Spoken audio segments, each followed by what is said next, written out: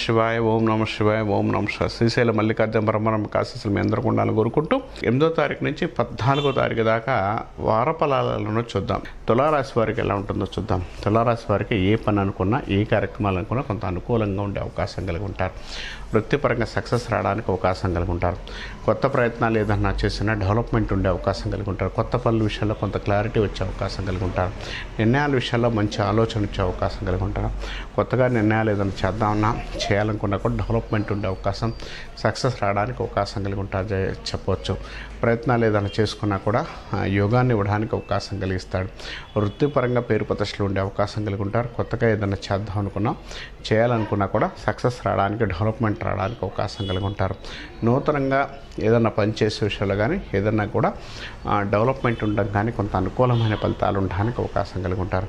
కొత్త ప్రయత్నాల్లో సక్సెస్ రావడానికి, డెవలప్మెంట్ ఉండే అవకాశం కలిగి ఉంటారు. వ్యవసాయ సంబంధ విషయాలు, బిజినెస్ పరీక్షల్లో మంచి డెవలప్మెంట్, మంచి అనుకూలమైన ఫలితాలు ఇవ్వడానికి, మంచి సక్సెస్ రావడానికి అవకాశం కలిగి ఉంటారు. కాబట్టి ఈ విషయాల్లో కొంత క్లియర్గా ఉండగలిగితే మంచి డెవలప్మెంట్, మంచి అనుకూలమైన ఫలితాలు ఉంటాయని చెప్పవచ్చు. తర్వాత నిరూపణమైన ఆరోపణలు, అంటే ప్రతి విషయంలో కొంత అప్ అండ్ డౌన్ అవడం, కొంత ఇబ్బంది కలిగించే ఆరోపణల నుంచి బయటకు వచ్చే అవకాశం కానీ, కొంత అనుకూలమైన ఫలితాలు ఇవ్వడం కానీ అవకాశం కలిగి ఉంటారు.